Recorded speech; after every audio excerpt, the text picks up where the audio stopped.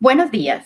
El Centro de Investigaciones para el Desarrollo de la Facultad de Ciencias Económicas de la Universidad Nacional de Colombia les da la bienvenida a la Cátedra 2021, Capitalismo de Accionistas para el siglo XXI, en la que contaremos con la participación del profesor invitado internacional Karthik Ramanna, profesor de la Escuela de Gobierno Globalization de la Universidad de Oxford. Les invitamos a acompañarnos los 3 días de la cátedra a realizarse hoy 19 de octubre, mañana 20 y el martes 26 de octubre, a partir de las 10:15 de la mañana. La programación está para su consulta en las redes sociales, tanto de la facultad como del Centro de Investigaciones para el Desarrollo. Les recordamos la programación. Martes 19, mercados políticos frágiles. Miércoles 20, la responsabilidad social de los negocios. Martes 26, gestión empresarial en una época de indignación. Hoy desarrollaremos la siguiente agenda. Instalación de la Cátedra Currier 2021 por parte del profesor Jorge Armando Rodríguez, decano de la Facultad de Ciencias Económicas de la Universidad Nacional de Colombia.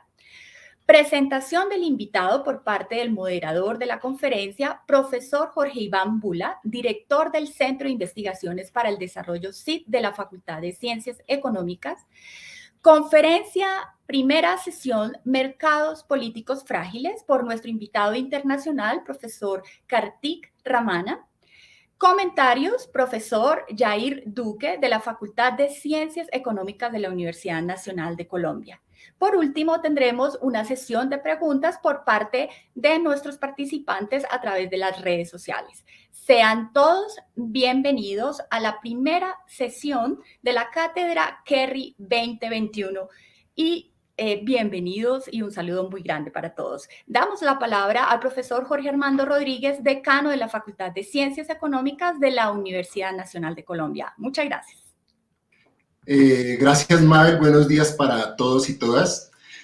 Pues es para mí un gran honor, un gran placer inaugurar esta nueva edición de la Cátedra Currier, uno de los eventos emblemáticos de la Facultad de Ciencias Económicas de la Universidad Nacional.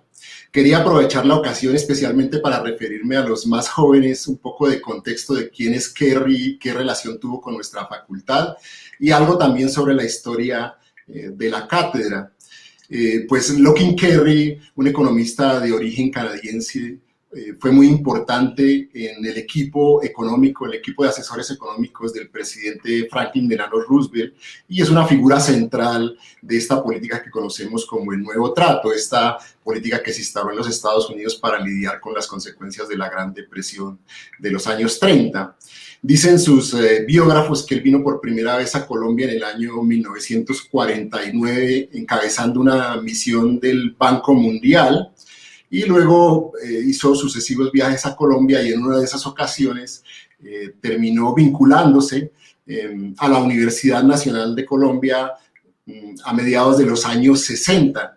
En esa ocasión se convirtió en profesor de lo que era la naciente Facultad de Ciencias Económicas, todavía no la facultad que conocemos en la actualidad, pero la naciente Facultad de Ciencias Económicas, y encabezó, desarrolló el Centro de Investigaciones para el Desarrollo ligado a la Rectoría de la Universidad Nacional. Currier escribió algunas cosas sobre cuál debería ser la misión del Centro de Investigaciones para el Desarrollo y escribió que pues este centro debería dedicarse a estudiar las causas básicas, primarias y fundamentales del subdesarrollo. Fue maestro de muchos importantes economistas colombianos de nuestra facultad, entre ellos, por ejemplo, el profesor Gabriel Misas, el profesor Antonio Hernández Gamarra, que llegó a ser ministro también, miembro de la Junta Directiva del Banco de la República. Jugó un papel central en el plan de desarrollo, las 4 estrategias, y también en el desarrollo del sistema UPAC, que es una forma de financiación de vivienda. Es una figura controvertida, por allá se discute por parte de sus biógrafos sus relaciones con la antigua Unión Soviética, pero nosotros queremos aprovechar la influencia de este economista que coincidió en Colombia por esas épocas también con otros importantes economistas del desarrollo, como por ejemplo Albert Hirschman y Albert Berry, para usarlo como disculpa para pensar los problemas del desarrollo, no necesariamente que compartimos todas sus ideas. Esta es creo que es la 9ª edición de la Cátedra Currier. La hemos hecho de manera consecutiva desde el año 2012. Hemos tratado de que cobije las diferentes áreas de las ciencias económicas. Tuvimos como invitado, la primera invitada fue Deirdre McCloskey, si pronuncio correctamente el nombre. Después vino Roger Sandilas, que escribió una biografía que recomiendo de Currier. Hay una edición de cuadernos de economía dedicada a Currier que también recomiendo. Otros economistas que vinieron acá con la cátedra Currier, Giovanni Dossi, Anwar Shaikh, el 2019 Ariel Robinstein y el año pasado Daniela Puzuelo. Quiero pues agradecer el trabajo hecho por el profesor Jorge Iván Bula, actual director del Centro de Investigaciones para el Desarrollo en la organización de la cátedra, y también del profesor Francesco Bogliacino, que fue el anterior director del CID, que ayuda a la organización de la cátedra. Quiero agradecer mucho, darle la bienvenida al profesor Karthik Ramanna, quien es nuestro invitado de este año. Estuve viendo algo de su trabajo y me llamó la atención algunos de los escritos que tiene, por ejemplo, sobre la captura de los reguladores por parte de conglomerados económicos, algo que es un tema muy relevante para Colombia, por ejemplo, en el caso de los conglomerados financieros que dominan el sector de las administradoras de pensiones. Y también vi un artículo en donde él habla sobre los objetivos de las empresas, y esos objetivos deben ser estrechos, centrarse únicamente en la generación de utilidades, o deben ser más amplios y centrarse en la creación de valor también para las sociedades. Pues es un gusto tenerlo acá, le doy la bienvenida y les deseo muchos éxitos en esta cátedra. Muchísimas gracias. Muchísimas gracias, profesor. Damos la palabra al profesor Jorge Iván Bula, director del Centro de Investigaciones para el Desarrollo CID de la Universidad Nacional de Colombia. Gracias, Mabel. Thank you, Dean, for opening the Kathleen Carey Chair 2021. I am very glad to introduce Professor Karthik Ramanna, Professor of Business and Public Policy of the Globalization School of Government at the University of Oxford. Professor Ramanna is an expert on business-government relations, sustainable capitalism, and corporate reporting and auditing. Professor Ramanna has studied how organizations build trust with stakeholders and the role of business in designing sensible and responsible rules of the game. Earlier, Professor Ramanna taught leadership, corporate governance, and accounting at the Harvard Business School in both the MBA and Senior Executive Education programs. He has a doctorate from MIT's Sloan School of Management. He has served on the editorial boards of several scientific journals, which includes being co-editor of the interdisciplinary Journal of Accounting, Economics, and Law, and as associate editor of the Journal of Accounting and Economics, the most cited outlet in that field. At Harvard, he also held the Henry B. Arthur Fellowship in Ethics, the Marvin Bower Fellowship recognizing innovative faculty research, and a visiting fellowship at the Kennedy School of Government. He has authored dozens of research articles and case studies on non-market strategies in Africa, China, the European Union, India, and the US. He has consulted with several leading business organizations worldwide. His scholarship has won numerous awards, including the Journal of Accounting and Economics Best Paper Prize, and twice the International Case Center's Outstanding Case Writer Prize. Professor Ramanna will offer us 3 talks on October 19, 20, and 26 on the following topics: Thin Political Markets, the subject of today's conference, the social responsibility of business, and corporate management in the age of authors. Professor Ramanna, please receive a warm welcome from all of us. Thank you for joining us. The floor is yours.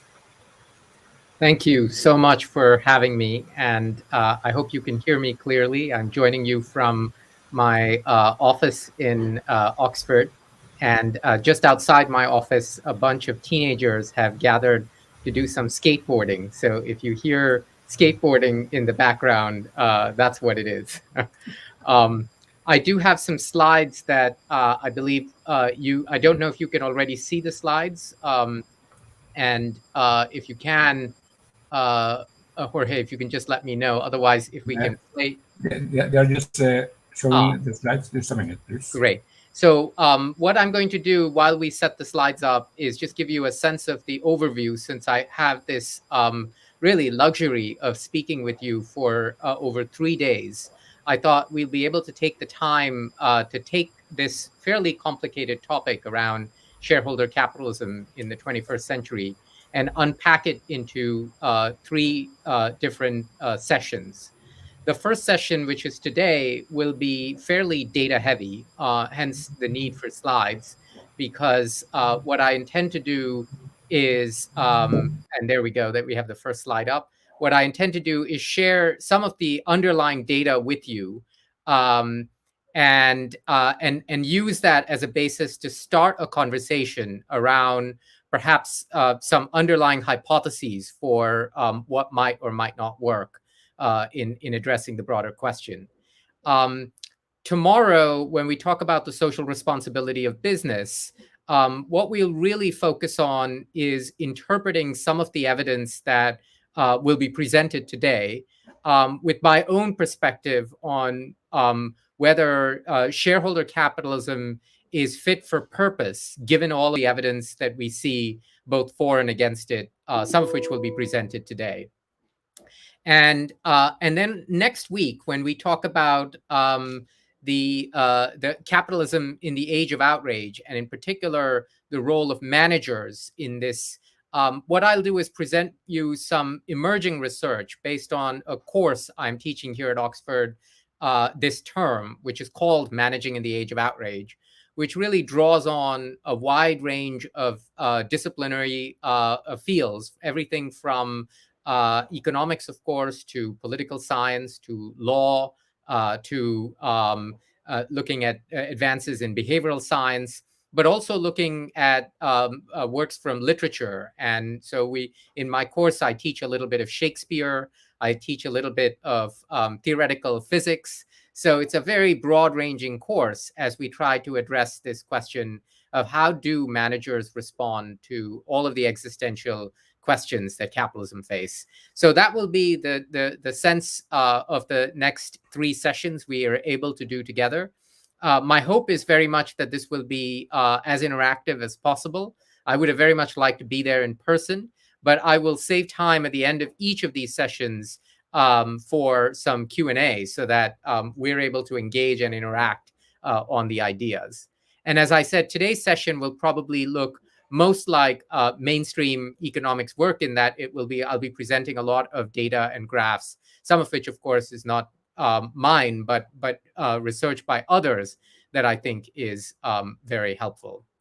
So yeah, I'll indicate when it's time to move to the next slide, and this is good. This is slide 3. Let's stay on slide 3 for now, and I'll tell you when it's time to move to slide 4. But when we're let's just stay on slide 3, and I'll tell you when to move to slide. So if we can go back, yeah, thank you.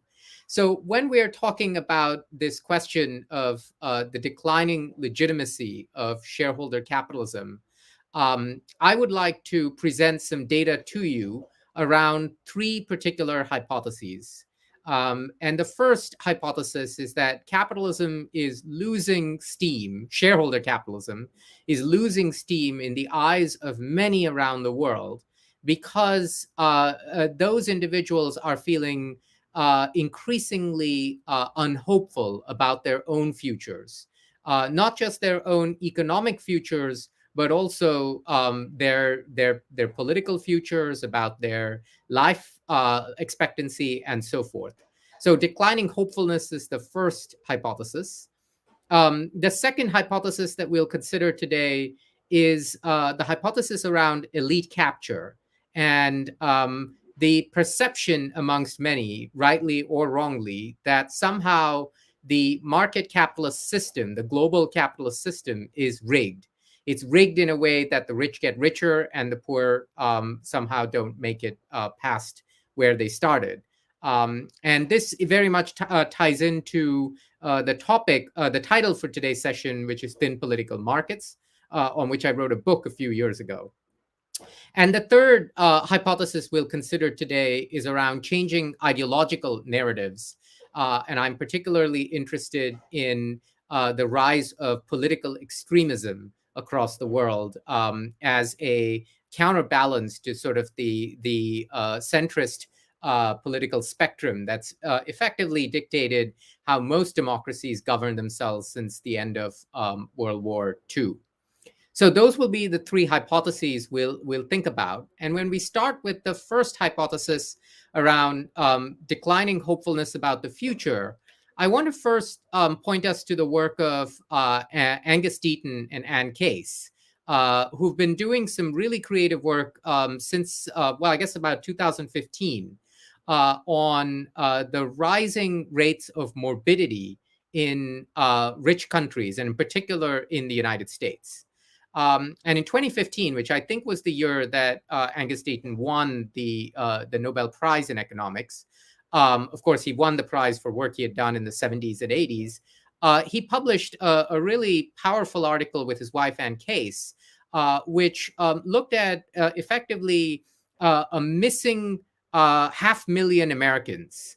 And if this rings back to perhaps the work of Amartya Sen and his work on missing women, particularly in societies like India and China, Case and Deaton's work has that flavor. So the core thesis of their 2015 paper, which was published in the Proceedings of the National Academy of Sciences of the US, was that if declines in life expectancy that had been initiated from the late 1970s had persisted through 1998, then about 500,000 Americans should have been alive over the period from 98 to 2013, more than actually were. So effectively, 500,000 Americans were missing.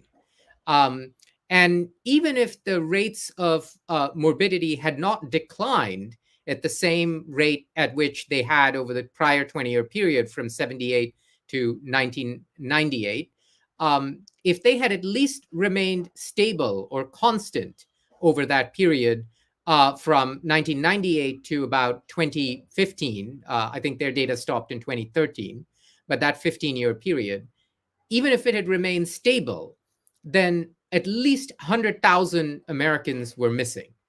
So they raised the flag around, a red flag around the fact that there were many missing Americans because of rising morbidity in the United States. And of course, the question was, well, if the United States is one of the richest countries in the world, why is there this rising morbidity?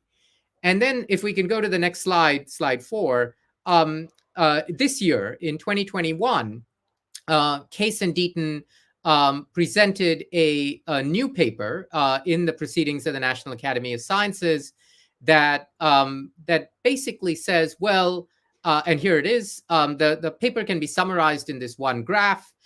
If you're trying to understand where are these missing 500 million Americans, well, it's not a racial issue, but rather it is a class issue. So what you see here, I mean, the two graphs here, one is for men and women. You can focus on either one because they effectively tell the same story. I'll focus on the graph on men, which is on the left, in part because the story is even more compelling amongst men. And what you see there is that the convergence, that there has been a convergence over effectively a 20-year or a 30-year period between Black and white Americans in terms of their life expectancy. So on the y-axis there is the some measure of life expectancy. I won't go into the technical details, but it's a measure of life expectancy. And what you see is that the difference between Black and white Americans has basically converged. But what has diverged while that has happened is the difference between those who have a BA and those who do not have a BA. That is, those who have an undergraduate degree and those who do not have an undergraduate degree. And what's really important about this graph is that it's showing, again, as it says on the top left, that class and not race is associated with rising morbidity in the US.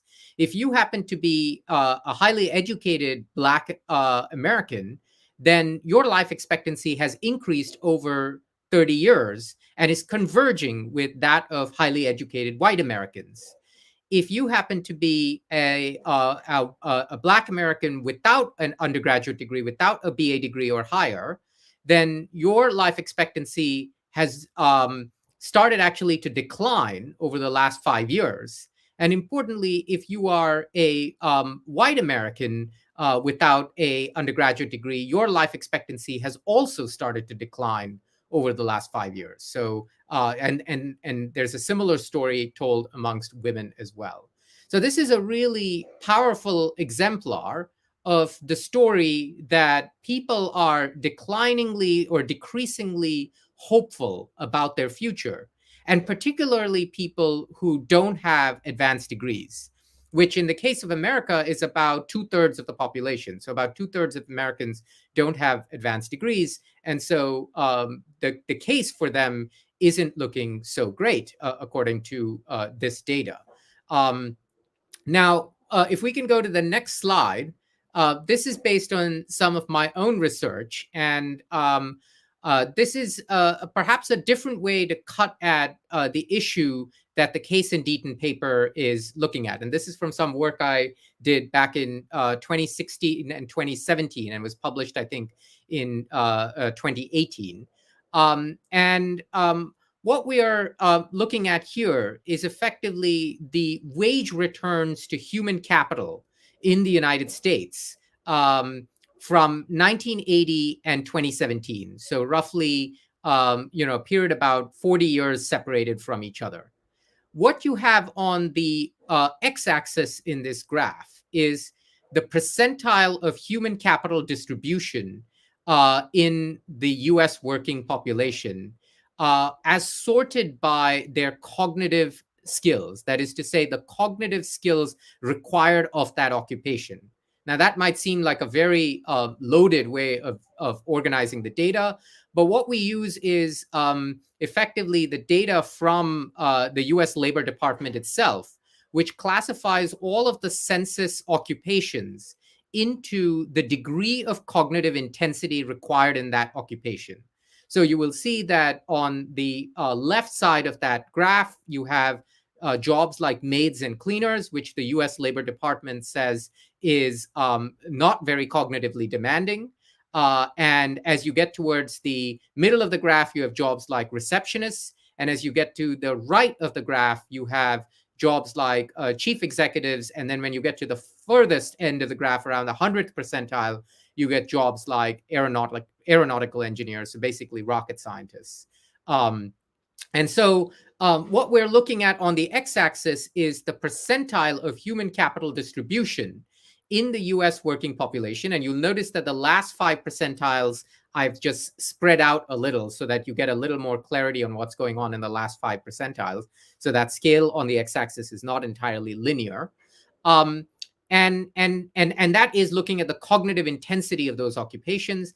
And on the y-axis are the real hourly wages of these occupations as adjusted to 2017 dollars. So even the 1980 wages are adjusted to 2017 dollars for inflation and so forth. Now, what you see basically in this graph is that the higher you are in the cognitive distribution of your occupation, so the more cognitively demanding your occupation is, the more you have seen an increase in real hourly wages over the 40-year period from 1980 through the late 2010s. And so basically, if you're a chief executive, then you've seen incredible increase in real hourly wages. If you're an aeronautical engineer, you've seen an increase in real hourly wages. So the 2017 graph is in blue, and the 1980 line is in red. So what you're looking at now is the difference between the blue and the red. But what's important is that as you get to below the 40th percentile of human capital distribution, so as you get below the 40th percentile of occupations based on the cognitive demand of that occupation, the real hourly wages have more or less stagnated over 40 years. And in fact, if you get to the bottom 20th percentile, they've actually declined. So if you look at, for instance, and I'll give you one example, which is the example of freight loaders. And I thought we could talk about freight loaders because there's so much stagnation right now in supply chains around the world. But freight loaders, we're basically, in 1980, their real hourly wage as adjusted to 2017 dollars would have been $14.57. Freight loaders, by the way, are the 9th percentile of the distribution there. So on the x-axis, they would be on the 9th percentile. And so in 1980, they are at $14.57. And by the time you get to 2017, the real hourly wage is effectively $17.27. So basically, we're looking at a very modest increase in the real hourly wages for freight loaders, despite the fact that there is a tremendous shortage of freight loaders today. And indeed, not just today. For the last few years, there's been the shortage, but somehow we've plodded along. So what we're looking at is a tremendous stagnation in wages of people in the lower parts of the human capital distribution as defined by the Labor Department on the cognitive intensity of their occupations. Now, what's interesting about this graph is if you repeated this exercise for we've so far been talking about rich countries, and we've talked about the United States, both in the context of the data from Case and Deaton, as well as this data that I've presented to you. But suppose we repeated this exercise for an emerging market economy like India. And so now if we can just go to the next slide, slide 6. Basically, in slide 6, you'll see the same graph for the United States as well as for India. So let's just give it a minute while we put that up there. So if we can just go to the next slide, please. Excellent, thank you. Now, what's interesting about this? So I put the U.S. graph on the left side and the India graph on the right side. And in the India case, I had to look at 1983 and 2012, in part because the data before 1983 are not very good. And at the time when I did this study in 2016, 2017, the data for 2017 were not yet available. So I had to use 2012, but it already tells a very stark story. So what's the most important thing to note about this graph is that the blue line, which is the 2012 data, is always above the red line for India. Whereas for the United States, the blue line is above the red line as long as you're above the 33rd percentile of human capital distribution. Once you get below the 33rd percentile, the blue line sinks below the red line, which means effectively that people are worse off than they were 40 years ago. Whereas in the case of India, and this is typical of many emerging market economies, the blue line is everywhere above the red line. Now, it is the case that if you're on the top end of the distribution in India, the blue line has increased much faster than the red line. Which is why at the top end of the Indian distribution, you see the real hourly wages have gone up even more. But regardless of where you sit on the distribution, you're better off. So that means that the feeling of declining hopefulness about the future is something that perhaps is not shared in all countries, and perhaps is a bigger issue in rich and upper middle income countries, and is less of an issue in emerging market and poorer countries where the forces of globalization have taken hold and resulted in improvements in living conditions and in wage conditions across the board. So this is sort of just presenting some data to contrast the situation that's happening. And if we can go to the next slide, slide 7. Basically, what this story tells is two narratives on globalization. So if you look at these two graphs that I've presented to you, what they say is that in both rich societies and developing societies, the wage gap between high-skilled workers like doctors and low-skilled workers like drivers has been increasing since 1980. There's no question about it that the world is getting more unequal since 1980. Lots of people have written about this. But in most rich countries since 1980, the real wages of low-skilled workers have stagnated or even declined, while the wages of high-skilled workers have increased. But by contrast, in many developing countries, the wages of people at all skill levels have increased. And that means that there are two narratives on globalization. It's really important to tease this out to understand some of the declining legitimacy around market capitalism, particularly in rich societies like the United States. Now, if we're trying to explain, now obviously these are all very, very complex issues. And when you read Case and Deaton's paper, for instance, the one from PNAS, they offer the data and then they have a section on discussion where they're very, they offer a hypothesis and they're speculative, but they recognize that they're being speculative. So in the same spirit, I'm going to speculate that, and if you can click, not the next slide, but there's an animation here. So if you can just hit the cursor, it'll take us to the next animation, please. And basically what you see is that advances in technology, so you just have to click the cursor and it will show you the next animation. But advances in technology will explain the first finding here.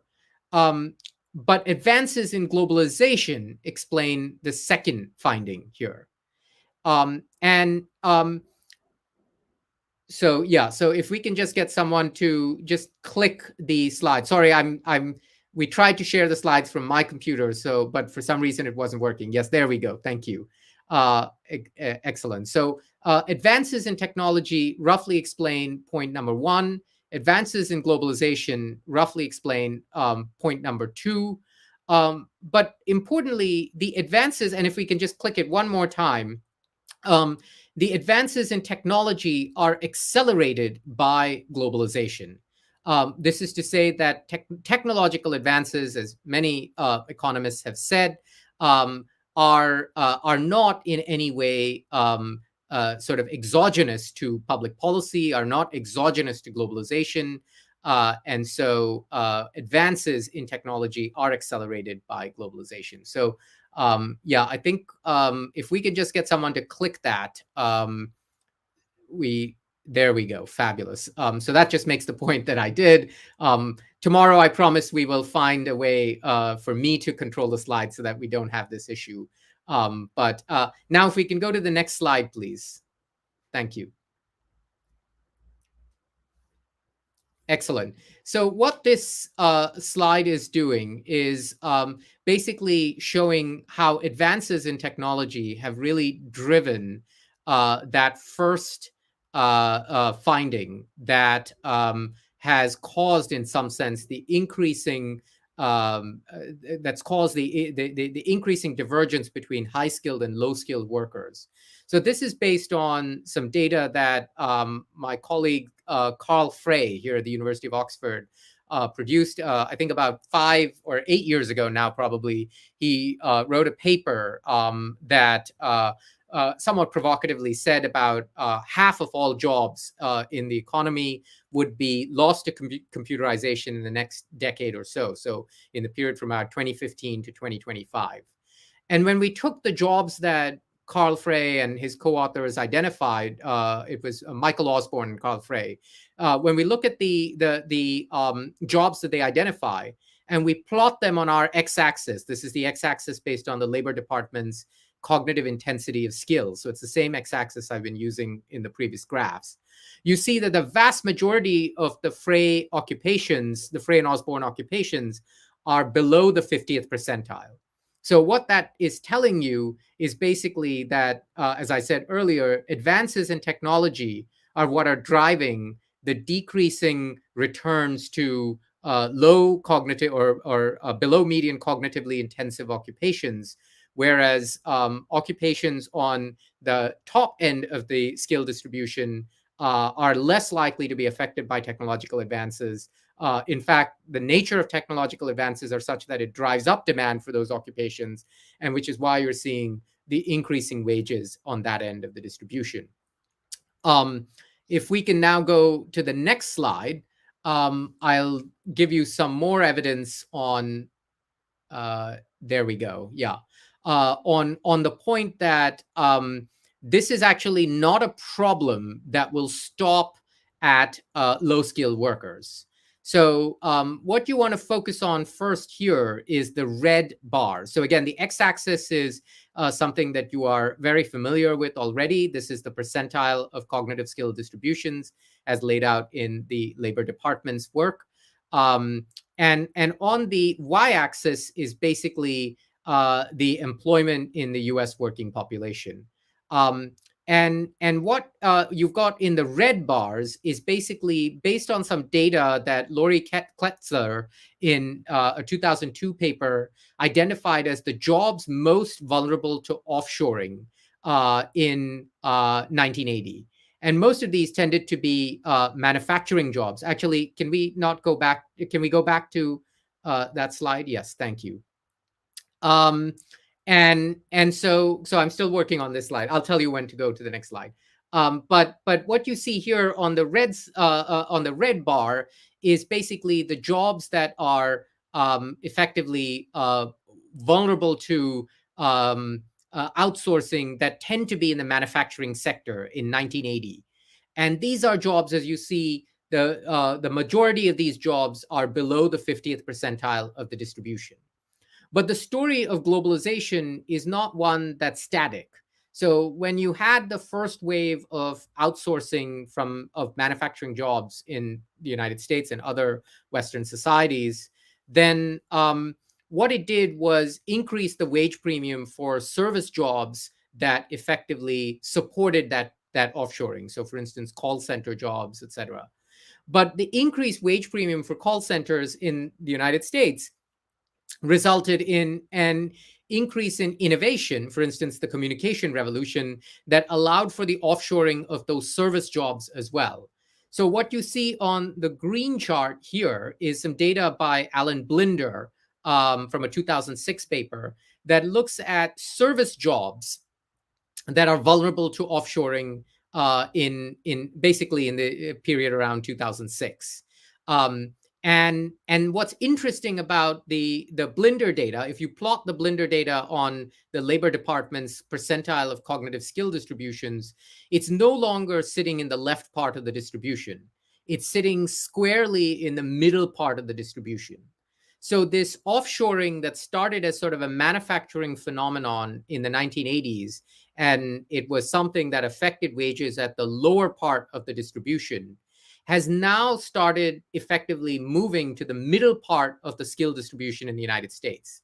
And it's that middle part of the skill distribution that's now facing the burden of declining wage premiums. So my hypothesis is that in 10 years, if we were to plot those graphs on wages across on the skill distribution, the stagnation which we see in the lower third we'll start to see creeping up into the middle part of the distribution as well.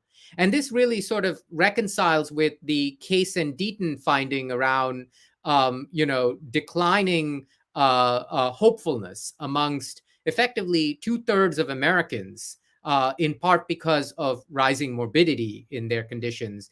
That rising morbidity, Case and Deaton argue, is due to the declining work conditions and the declining economic opportunities. And what this data is saying is those declining economic opportunities are very much something that you see not just in the bottom end of the skill distribution, but in the middle part of the skill distribution as well.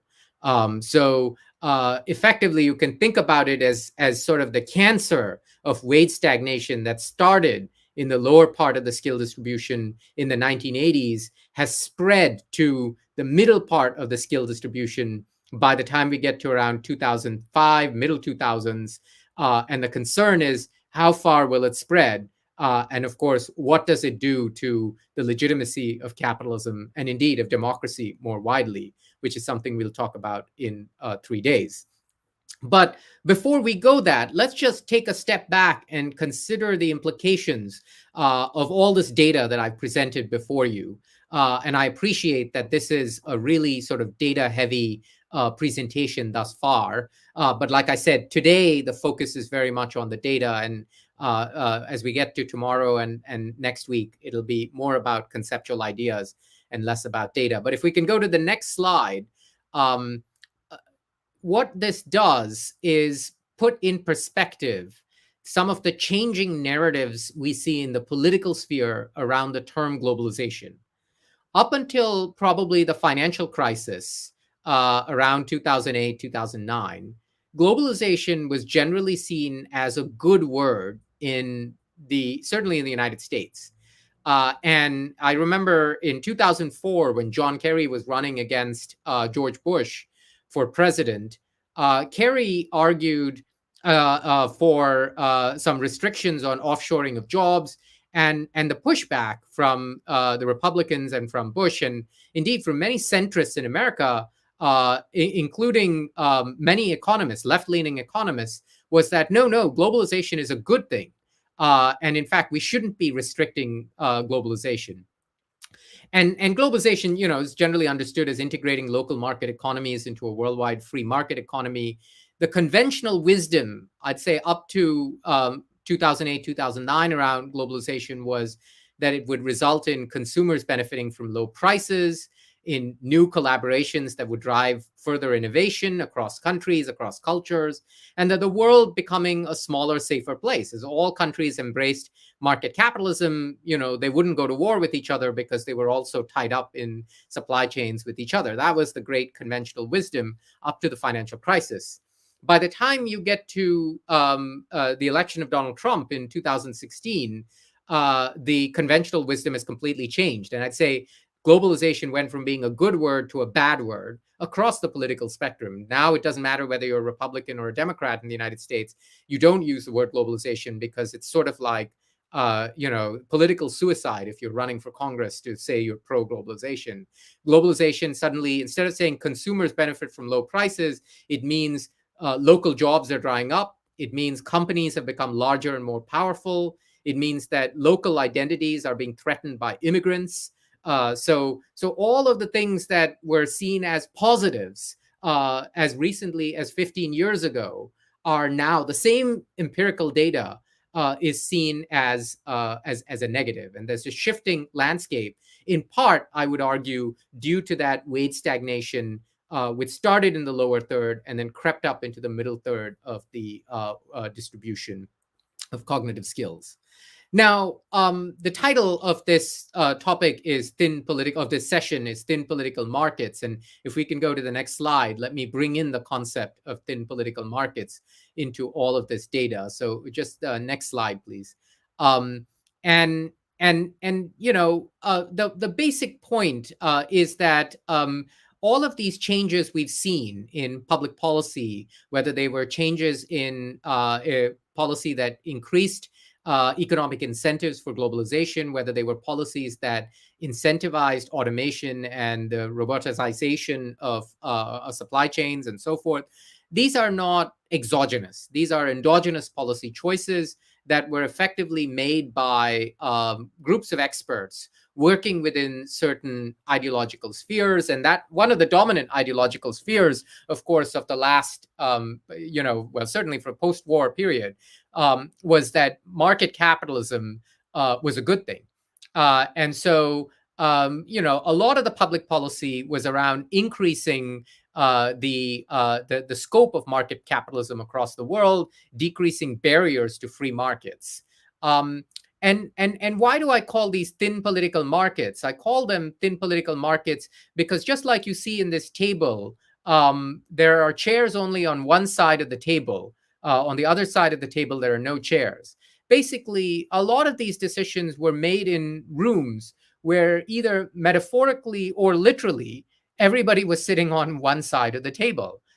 There were few people sitting on the other side of the table to balance out that perspective or that ideology.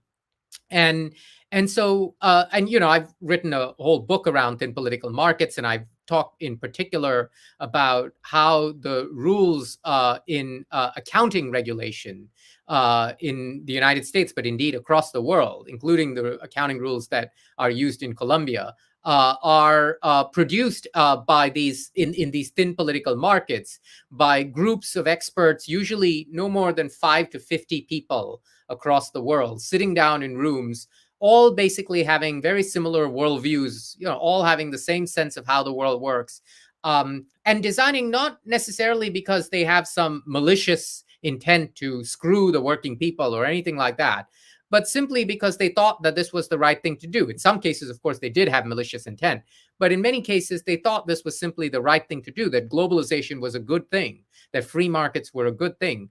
They pushed forward this agenda. We've seen the financialization of accounting, and I've argued in my book that effectively we've manipulated the definition of corporate profit in the spirit of increasing corporate profit. And that, of course, has created all kinds of inefficiencies. But what do I mean by a thin political market? If we can just go to the next slide, let me just put that idea out for you, because I want us to grapple with this idea in the context of what we see tomorrow and the day after. So if we can go to the next slide, please. Thank you. And this, this slide has a lot of animation. So if you can just click next on the slide so that I can see, so that everyone can see. Yes, and again, one more time, please. Excellent. Okay. So what is a thin political market? Basically, a thin political market involves, on the one hand, a very concentrated commercial interest, and which is co-located with deep expertise about subject matter expertise about the regulation. And on the other hand, very little participation from the general interest, driven by very low issue salience. And so, when you look at this, actually, the many features of this are very sort of familiar to students of political science. This goes back to Mancur Olson's logic of collective action, that you have a concentrated commercial interest on one side and little participation from the general interest on the other. But I think what has made this problem particularly pernicious is what you see as the second and fourth lines there, the co-location of commercial interest with expertise. What that means is that you cannot design these rules. It's not a good idea to design public policy without having business involved in it. I certainly think business brings a lot of value in and a lot of experience into designing regulation. But the problem is that the interest and the expertise sit in the same individual. And so the individual is deeply conflicted to do what's in their personal interest rather than what's in the general interest. And the other side of this is, of course, that yes, there's little participation from the general interest, but it's driven by what political scientists call low issue salience. And what we mean by that is that many of these issues, quite frankly, that have shaped the political economy for the last 30, 40 years, the general public thinks of as really boring. So I'm actually in the process, one of the hats I wear here at Oxford is the director of the Case Center on Public Leadership. And we're in the process of writing a case study on the 2021 tax reforms in Colombia. And I've been talking to a number of your finance ministers, both present and past, to get an understanding of why did the social solidarity bill, the tax reform bill, the first bill, fail when it was sort of a much needed reform in VAT. It was going to broaden effectively the base of taxation in the country. It was going to cut back on the country's sort of chronic underpayment of taxes by certain segments of the population. It was going to effectively address the fact that Colombia has a structural deficit that needs to be addressed. And what was remarkable is how, a very well thought of proposal, thought of certainly by economists, a very well thought of proposal, was defeated effectively by WhatsApp. Right. And many people that didn't fully understand the proposal, didn't fully appreciate what it is, they took a view on it on WhatsApp, and that, had sort of such a tremendous impact in shaping the political narrative around it. And so the point is that most people find the mechanics of VAT taxation very, very boring. I think this audience of economists is probably the exception. We think of VAT taxation, or for that matter, accounting rules, as very interesting, but most people would look at us and think we're completely crazy to think that. And that low issue salience results in, people like us, when we're sitting around a table designing rules, not having an adequate sense of what is the impact of our rules on people more widely. What is the impact of our policy on people more widely? So the absence of issue salience is a key determinant or driver of what turns out to be perhaps a suboptimal policy in thin political markets. And it's something that it's very hard to make accounting interesting. It's very hard to make VAT tax policy interesting, but it's something that democracies really need to do if they have to continue to survive. But this just gives you a sense of the scale of the issues. And as I said, there's a declining hopefulness about the future.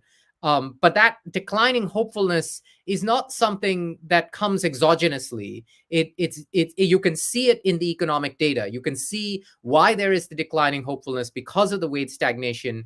That wage stagnation is a result of endogenous policy choices. Those endogenous policy choices are created in thin political markets. And that actually feeds into that second narrative of elite capture, the narrative that somehow the rules of the game are rigged by a few. Even if we did not intend for that to be the outcome, people experience the outcome, the rules, as being structurally rigged against them. And this is part of the sort of the mess we find ourselves in. Now, layer on to this, if we can just go to the next slide, layer on to this, the next slide talks about climate change. So if we can just quickly jump to that next slide. Yep. Basically, what this graph, this is from Ken Pucker's piece in the Harvard Business Review from a few months ago. On the left side, on the blue chart, is basically looking at the number of corporate social responsibility reports that are filed by companies. And you can see from the year 2000 to 2020, the number of CSR reports has increased from 0 to about 40, just over 4,000, 4,200 or so, I think he said. So there's no shortage of companies telling us they're doing all these wonderful things around CSR. But in the same 20-year period, the global CO2 emissions have also increased quite substantially. So, despite all of our rhetoric around climate change, we have here in the UK, in Glasgow, in a week or so, the COP26, which will start. Lots of excitement and energy around that. But despite all that rhetoric, the broad perception is we're not doing enough about climate change. And that adds and feeds into the sense that of declining hopefulness and the sense that the elites have just missed the boat on this. So now, if we can go to the next slide, this is just a slide you're already familiar with around class, not race, being associated with rising morbidity in the US. This is the Case and Deaton slide, which I started this talk with. But what's interesting is the following slide. So if you go to the next slide, and what this next slide shows is the counties that voted for Donald Trump on Super Tuesday in the United States. So this was when he was running for president in 2016 in the primaries. The counties that voted for Donald Trump are the counties where middle-aged white Americans die at a faster rate. So that notion of declining hopefulness in the future, in part due to the fact that the system is rigged, has shifted the ideological narrative in a country like the US away from the idea that shareholder capitalism is a good thing, that free markets are a good thing, that globalization is a good thing. And it has given rise to this sort of particularly sharp brand of populism. I mean, this idea that Trump voters are seen in counties with greater middle-aged white deaths is such a sort of stark sort of exemplar of how economic factors shape shifting ideologies.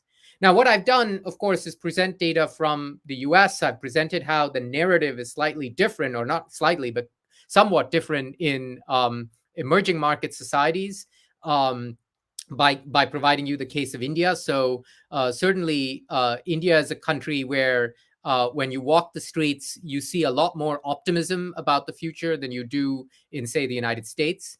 And I'm sure your group will be able to tell me more about Colombia than I will ever be able to tell you. So I won't hazard a guess as to where between India and the US, Colombia fits on the sentiment around market capitalism. But I suspect that in a middle-income country like Colombia, you do share some of the sense of declining hopefulness, but also a shifting ideological narrative around the effectiveness of globalization.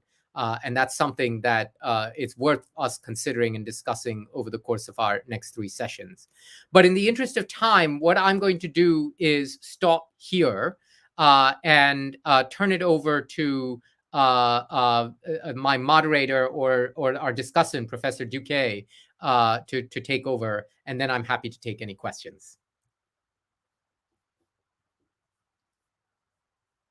Okay, thank you very much, Professor Ramanna. I'm going to do my comments in Spanish because of our public, so I apologize for that. So thank you very much. Gracias a todos por estar aquí. Espero hacer unos comentarios interesantes acerca de lo que ha planteado el profesor Ramanna.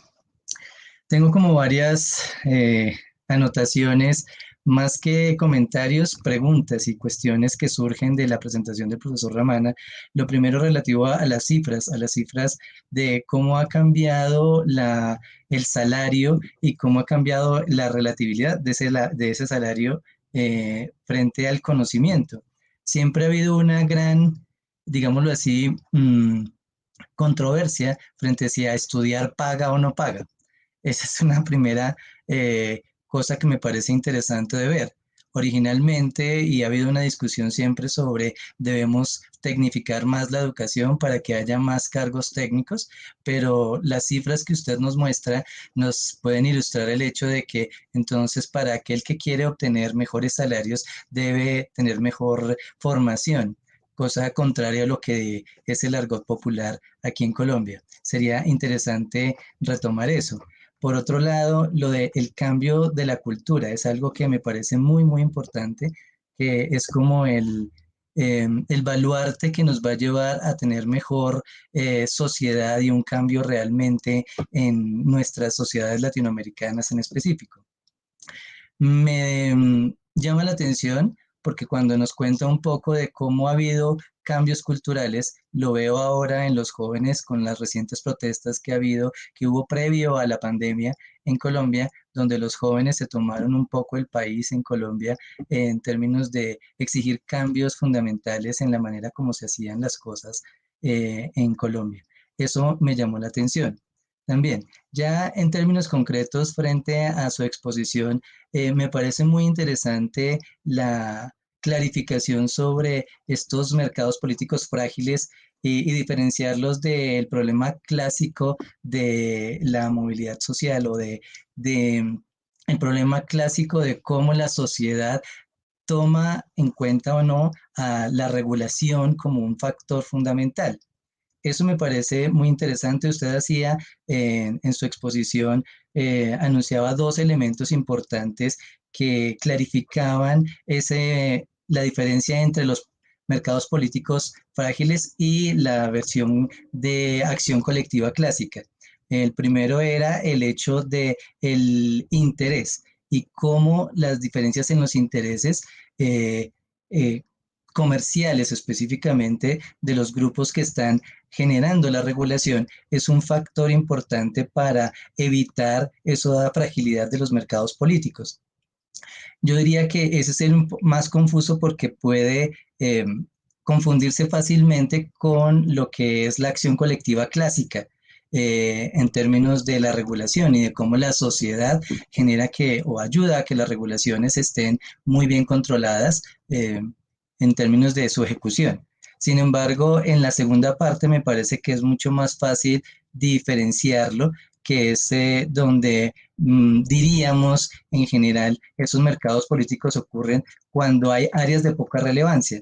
Entonces, en el caso colombiano, nosotros diríamos que este problema clásico de la acción colectiva se ve muchísimo en educación y en salud, donde ha habido reformas que han podido ser controladas independientemente de que hay, digámoslo así, agentes que manejan las cosas a su manera y tienen mayor injerencia en la forma como se regulan o no esos sectores en el caso colombiano. Pero tenemos recientemente muchos escándalos que ejemplifican mucho esa fragilidad del mercado, ese mercado político frágil, como los escándalos por algunas hidroeléctricas y algunas obras de infraestructura a la que realmente no le prestamos atención como sociedad en colectivo, porque son cosas muy concretas que no tienen un efecto directo en cada uno de nosotros, que era algo que usted también apuntaba un poco cuando hablaba de esas diferencias o de esos elementos a tener en cuenta en los mercados políticos frágiles. Ese segundo elemento creo que sí nos ejemplifica mejor que estamos ante la punta del iceberg que tal vez muchos no habíamos observado de una, digámoslo así, de una manipulación en las regulaciones que pueden estar generando muchas inequidades en el proceso, en los procesos generales de nuestra gestión pública y que en algunas ocasiones podrían ser interpretadas incluso como corrupción, si rayan un poco con la violación de la ley. Pero esos elementos me parecen muy interesantes. Me quedan muchas cuestiones que creo que se van a solventar en las próximas sesiones y preguntas relativas a cómo hacer que eso cambie. Creo que nos daba algún tip con la parte de el cambio en la mentalidad, el cambio en la lógica como hacemos las cosas, cosa que es muy difícil en las sociedades latinas, diría yo, porque si en una sociedad desarrollada como Estados Unidos o como Europa, se ven estos tipos de mercados políticos frágiles donde hay manipulación, incluso cuando hay un conocimiento importante y hay de cierta manera equilibrio entre las partes. En el caso colombiano, diría que puede ser muy grave porque hay un gran gap de conocimiento. Hay una parte de la sociedad que tiene un buen conocimiento y que puede manipular muy fácilmente a la otra y que tiene además una injerencia muy alta en las políticas del Estado. Eh, Eso diría yo es en general el abrebocas de por qué hablar de este capitalismo de accionistas que está como en revisión y de cómo hacemos para modificar ese capitalismo de accionistas hacia un capitalismo un poco más social. Creo que a eso se refería cuando hablaba un poco de la responsabilidad social corporativa y de esa figura de la responsabilidad social corporativa como un elemento importante en la nueva gestión tanto organizacional como gestión pública, para lograr que haya una mayor equidad y que haya, digamos, que la sociedad en general tenga mayor equilibrio y este tipo de mercados políticos frágiles no ocurran con tanta frecuencia, diría yo. En general me quedan, pues, como les decía, muchas preguntas más que comentarios. Me pareció muy interesante la charla del profesor Ramanna. Le agradezco muchísimo y también el honor de hacer comentarios a su conferencia. Y yo le diría más, me gustaría escuchar en la parte de sus preguntas, si se pudiera, que, ¿qué podemos hacer en un país que tiene más diferencias, más inequidades que una sociedad desarrollada? ¿Qué podríamos hacer nosotros para prevenir esa fragilidad de los mercados políticos, cuando incluso tenemos democracias frágiles que agravan aún más el hecho de que existan mercados políticos frágiles? cómo hacer ese tipo de cosas, cómo lograr que realmente consigamos, digamos, controlar un poco esas inequidades que nos da ese conocimiento. Yo terminaría ahí, le agradezco muchísimo a todos.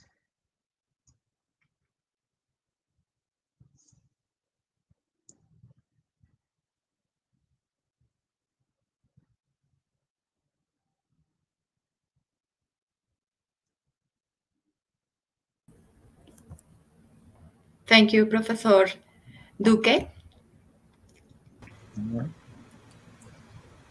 Thanks a lot, Jair and Karthik, for this exceptional presentation. We are waiting for questions, but beforehand, I would like to take the last comment from Jair. And talking about a little bit, you mentioned Colombia and the problem of our tax reform. So, and you mentioned that maybe only economists were aware of what was going on, even if they could disagree on the approach of the reform. But the problem is, my question is, how far we can build bridges between the specialized technical person or people and the more common opinion about these issues, for instance? Yeah, that's a great question. And in some sense, I will focus on that question a little bit more deeply in the final session, on the third session next week, which is how do you build these bridges? But look, I mean, there's a great sort of, this is not a new challenge in some sense. In Plato's Republic, he discusses the absurdity of having the oarsman in charge of deciding which direction the boat will go. He says, no, you need to have a captain to basically show the direction. And this is to say that there are some decisions that require sort of specialist knowledge. And without that specialist knowledge, it's very, very difficult to make good decisions in a collective setting. But what's essential to preserve the institutions that allow for specialist knowledge are that the decisions over time have to be legitimate in the eyes of the wider public.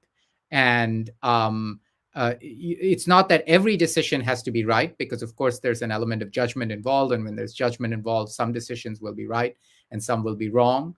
But that over the span of time, over, say, for instance, a period of 5 years or 10 years, the decisions should be generally perceived as moving us in the right direction. And part of what we are seeing in the shift from 1980 to today is a shift in that general perception that we're moving in the right direction to we're moving in the wrong direction. So it's less of a distrust in elites themselves, or less of a distrust in the notion that there are some questions that really, elite specialists can only make the decisions on because they understand the full depth of it. We don't want people, for instance, building accounting rules by democratic consensus. That would be a terrible idea. But at the same time, the sense that over the span of every 5-10 years, the rough direction of travel of these rules has been in a way that benefits the whole. There is a sense that that has not quite happened. And that's the challenge, which is rebuilding that trust, which is what I'll focus on in the third session. I see there are a lot of questions in the chat. Would you, some of them are, of course, in Spanish, and unfortunately, I cannot read or understand Spanish. But would you like me to try address some of them? Or are there some in particular you want me to address? Feel free to just pick one or two and say we'd like you to address this one. Please, let's go ahead. Is there any one in particular you want me to pick, or okay, right? Just so that because I haven't had a chance to read them all. There's so many. So if there's any one that you feel like is of interest to you, I'm happy to address that one. Right. Professor Jair is asking if what can we do in a country where there are so many differences, which is so unequal, to solve these differences? Yes. Look, in my day job is the director of the Master of Public Policy program, or MPP, at the University of Oxford.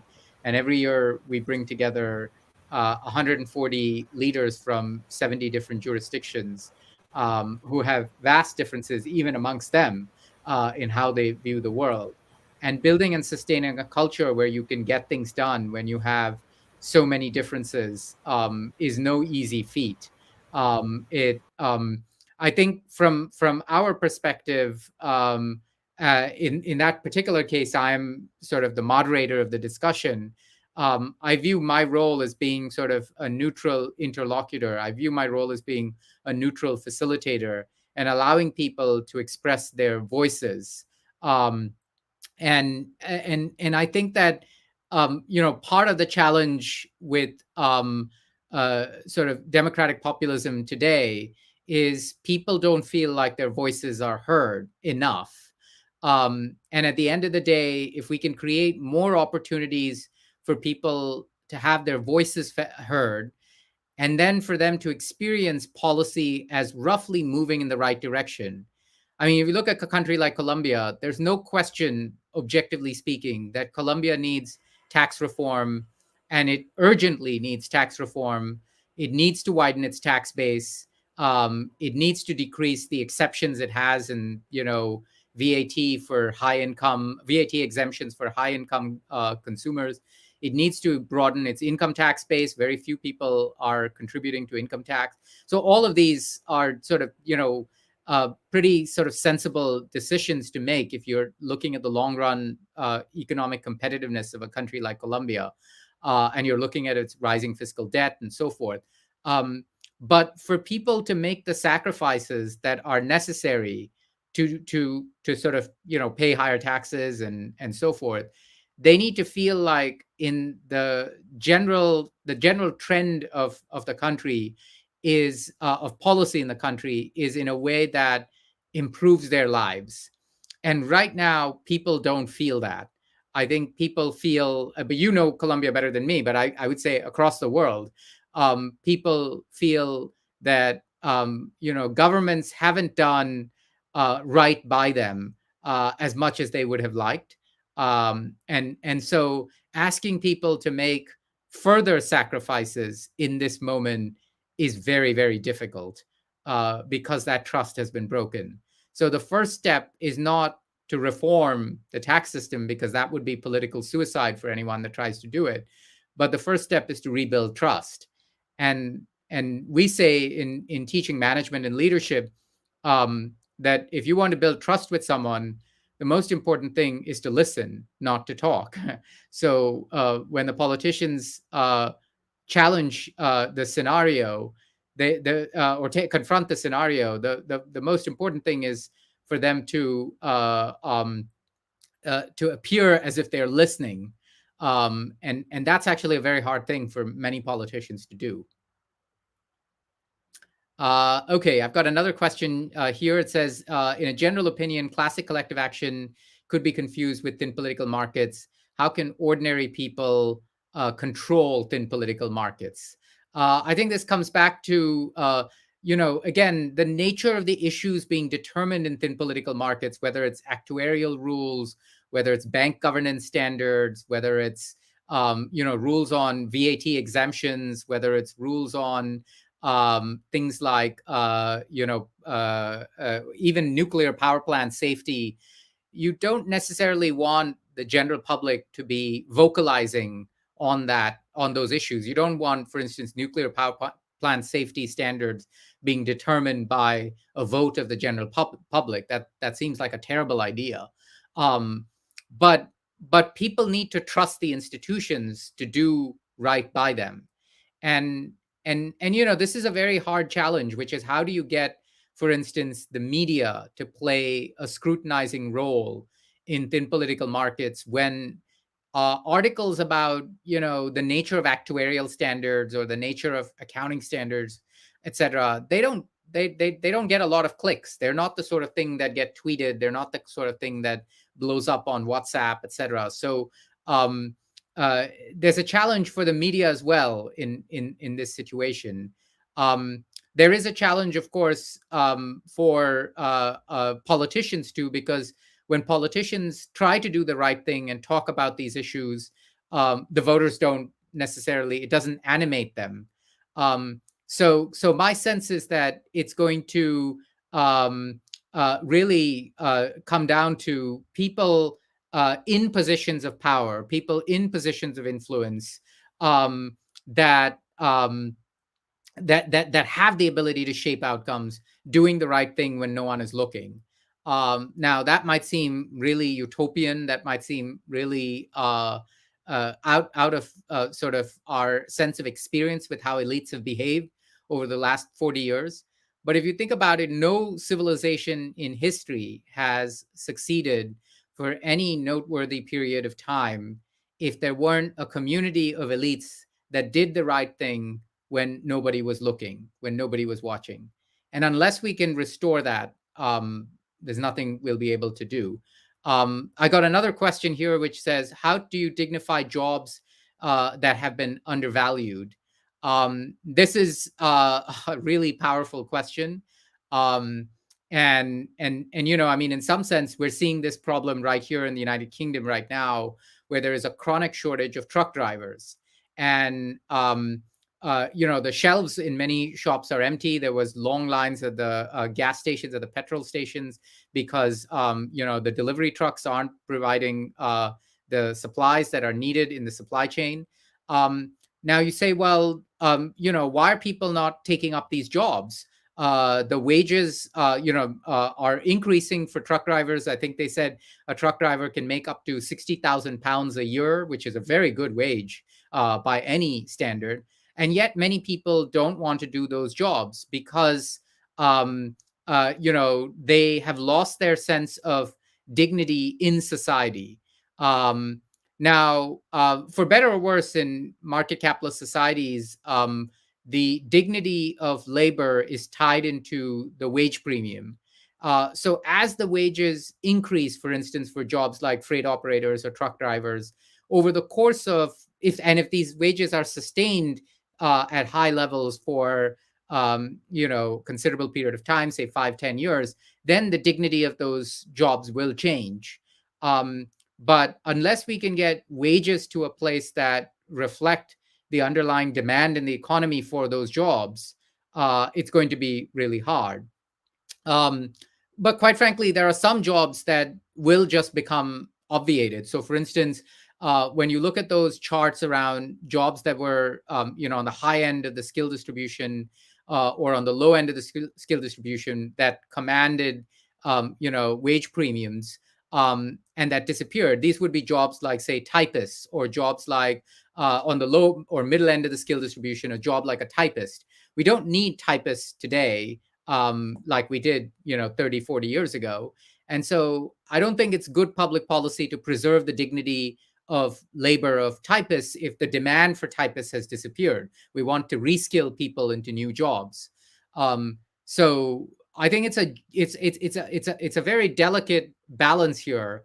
There are some jobs like freight operators, like truck drivers, that we will absolutely need in the short to medium term before driverless vehicles become a big thing. And we have to be able to raise wages in order to track people in those jobs. But there are some jobs like typists that there's no real economic logic to justifying the dignity, the continued dignity of those jobs through higher wages if there is no productivity from those jobs. So it's a tough act for any politician to manage. How to explain the gap in salaries is worsening in developed countries rather than developing ones. I think that is basically it's not so much that the gap in salaries. So I think just want to clarify that question, because it's important to say that inequality is rising in both developed and developing countries. It's not that inequality is falling in developed developing countries. Inequality is rising across the board in developed and developing countries. And like I said, the key driver of that is technology. Technology is obviating the skills at the low end of the spectrum, and it is making skills at the high end of the cognitive spectrum all the more valuable. And that's what's increasing the wage premiums between high and low skilled jobs, regardless of where you are in the world. What is changing in developed versus developing countries is that in developing countries, because you're starting from a relatively low base, everywhere on the spectrum, wages are increasing. So even if you're on the low end of the spectrum, wages are increasing because the high wage premium earners are spending, and that spending is trickling down the economy. So there's more job. 40 years ago, very few people in India had drivers in the upper middle class. It was very rare to have a driver. Now, almost everyone in the upper middle class and even in the middle class wants to have a driver because they can afford it. So that means there are more jobs for people who want to be drivers. And effectively, that has meant that even if you're on the low end of the spectrum, economic opportunities have increased because the size of the pie has grown so much. Countries like China have seen 10% growth for, several decades now.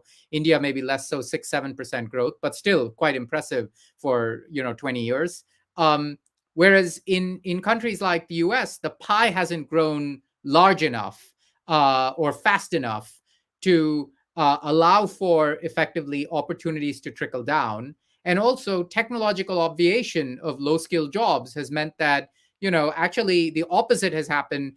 Many people 20, 30 years ago in the US would, say, have housekeepers who would come in maybe once a week and clean and so forth. Now that's much less common because you've got, say, vacuum cleaners, automated robo vacuum cleaners, etc. So technology is changing the work function or the labor functions at the lower end of the skill distribution in developed countries relative to developing countries, although inequality is increasing across the board. And I think that it's important to separate the globalization argument from the technology argument because it affects rich versus developing countries differently. How do you legitimize decisions that are made in thin political markets? Great question. As I said earlier, it comes down to the long run trust in those institutions. So when I wrote the book on thin political markets, I said, if you're running a regulatory agency in this kind of arena, then it's actually in your interest to commission an external independent review every 5 or 10 years of your work and have that review published widely, whether it's good or bad. Just like, for instance, when we're in university departments, academic departments or schools, etc., every 5 years we do an external review of the department where we bring in faculty from other universities to look at what we're doing, what we're teaching, and to tell us, are we doing a good job or not? Now, those reviews are incredibly helpful because they provide an external set of eyes.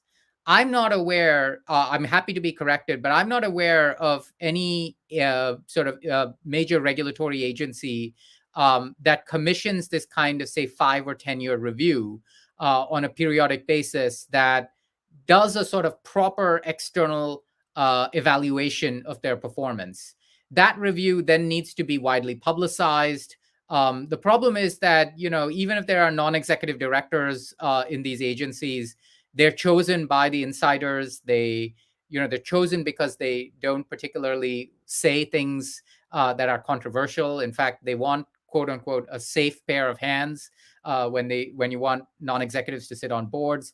All of that, adds into this sense of elite capture and the sense that thin political markets aren't working very well. Do you think a public policy to incentivize university education for everybody will fill the gap? Look, I mean, you definitely need more skilling in things like coding. If you are, say, under the age of 40 or perhaps maybe 30, and you don't know how to code, you have another 30 years ahead in your career. That seems like a really bad career choice not to know how to code. It's just like, if you were in your 30s in 1985 and you didn't learn how to use a computer, that would have been a really bad career choice, because over the course of the next 30 years, if you had said, I'm never going to learn how to use a computer, that effectively would have made, you'd have stagnated on the wage distribution. So people are going to be expected to have a higher degree of technological sophistication, particularly in the way they interact with computers, and ever more so in the course of the next 30, 40 years. So I think that element of education becomes really important.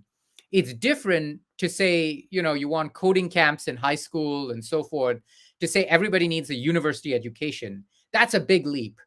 You don't necessarily want everybody to have a university education, because it's not clear that that's a good use of society's resources. Firstly, a university education is a hard thing to do, in the sense of, it's designed in a way that maybe about, at most, a fifth of the population, if you're being really generous, I'd say half of the population will have the cognitive ability to complete the degree. Otherwise, the degree is meaningless. So there has to be a hurdle associated with university education.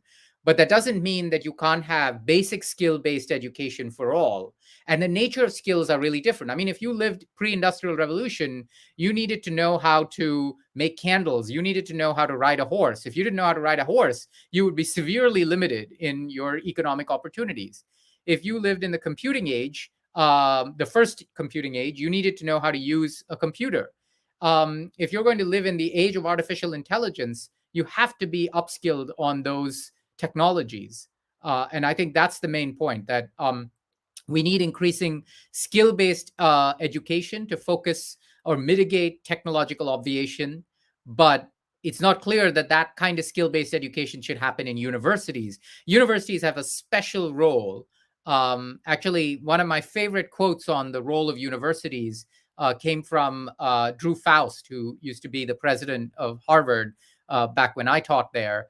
And she said, universities are places to train carpenters how to be citizens.